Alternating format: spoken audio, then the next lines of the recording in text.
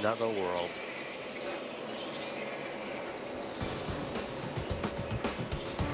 .27 of 200 laps complete here at Pocono. Denny Hamlin continues to lead. We want you to be a part of the fun here on NASCAR on TNT. We like to call it the TNT $1 Million Fan Challenge. Go on to NASCAR.com/TNT Million. Enter the top 10 drivers in correct finishing order of today's race, and you have until lap 50 to get this done. And yes, you can make changes, get them all correct, and you got a chance to win $1 million. I can't believe as many people got as close last year as they did. I got like, one time I got like 6 in the top 10, but not anywhere close to being in the same order. Yeah, some of them were off by just like 1 or 2. Yeah, but I mean, but think about that, 10 in the right order. It's fun. It's fun. Thinking about the million. Yeah, I was thinking about that million. Yeah, I'm all for that million by 1 or 2 or 3 or 4 zeros. Yeah. Okay, let's be clear about that. Dale Earnhardt Jr. knocking on the door of victory lane in recent weeks. He and his team playing a little strategy and running inside the top 5 today. And there is a storyline that has been developing in the early part of this race. It has involved this driver, Kyle Busch, and the RCR brigade around him. What about it, Ralph? Well, as you said, Adam, they've been having a little fun together out there on the racetrack. You could say, well, NASCAR maybe has had enough of the fun, and they've warned both drivers to back it off and leave each other alone for a little while. And here's what Kyle Busch had to say about the warning. NASCAR has asked us and the 29 to stop playing games and actually race. I delivered the obvious message where they won't get run all over the place.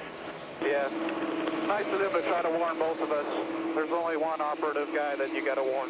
Thank you. That's good. That's Kyle Busch. Okay, what are you going to say?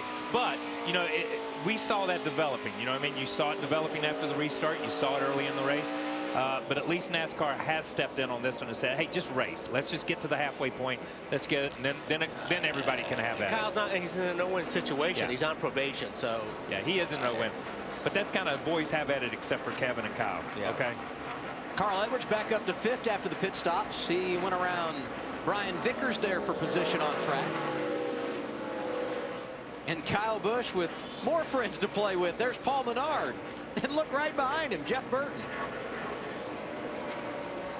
I think Menard is kind of in his own. Yeah, he's not part of that rowdy push. Yeah. He's just out there doing his deal and looking for good finishes. And then Jeff, the 31 and the 18 have a little history, but I think Jeff's so focused on having a solid run and getting his stuff together. He didn't come to play games. He came to race, and so did Menard. Now, that 31 team needs to focus on track because it's been a struggle lately. Haven't had a top 10 finish this year, Chris.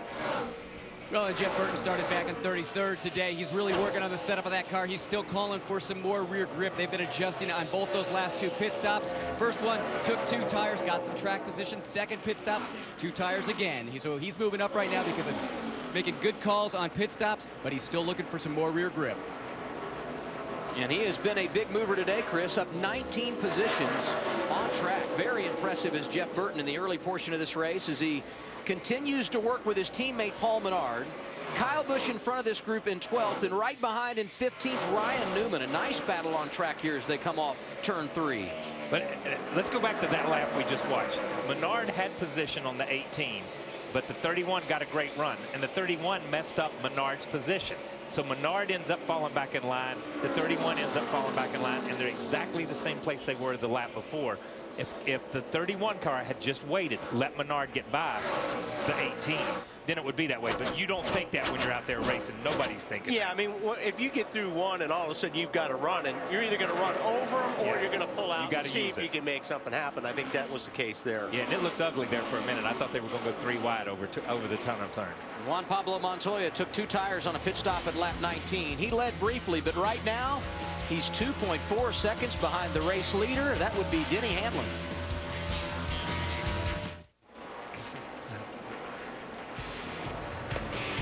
.34 of 200 laps complete today in the 5-hour energy 500 from the Pocono Raceway. Happy to have you with us for NASCAR on TNT in Long Pond, Pennsylvania. And there you see the front straightaway and the lead that has already been put up by Denny Hamlin. 2.4 seconds his lead when we went to break. It's now over 3 seconds as we ride on board with both Clint Boyer and Tony Stewart around this 2.5-mile triangle. on top of Clint Boyer. That's a pretty cool shot. See him using the gear shift there down into turn 1. He'll downshift the 3rd. He'll grab 4th here again pretty quick because the RPMs come up really, really fast here. And you can tell when he shifted, it wasn't really that much of a shift. It was just almost like an overdrive. But then he keeps it in 4th gear. And watch here, just like we were talking about Denny Hamlin using the clutch. Watch his left leg. The little bit you can see, he never moves it.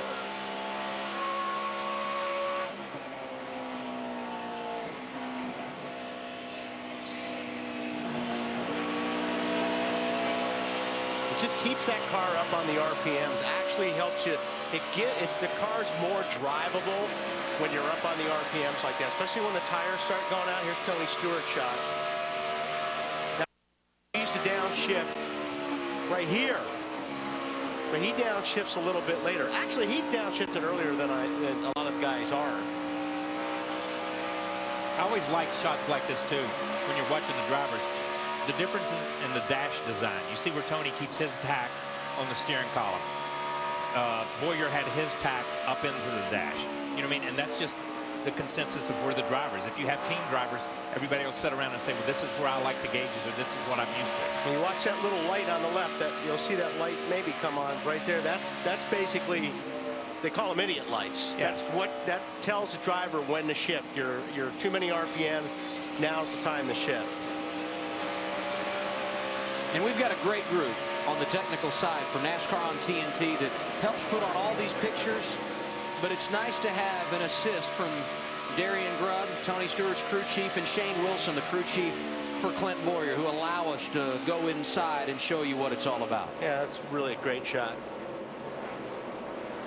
Back to looking at the cars on track, and here's a nice battle. Talked a lot about Kyle Busch today. He's 13th, and that's Ryan Newman going to the inside in the 39 car. And that was really good sound right there, because you saw him get positioned on Kyle Busch. And from the sound of Kyle Busch's car, he rolled out of it to let the 39 have that position. I think I'm not sure the 18's working on exactly like he wanted to. I watched him a couple times coming through the tunnel turn. The car looks awfully loose to me.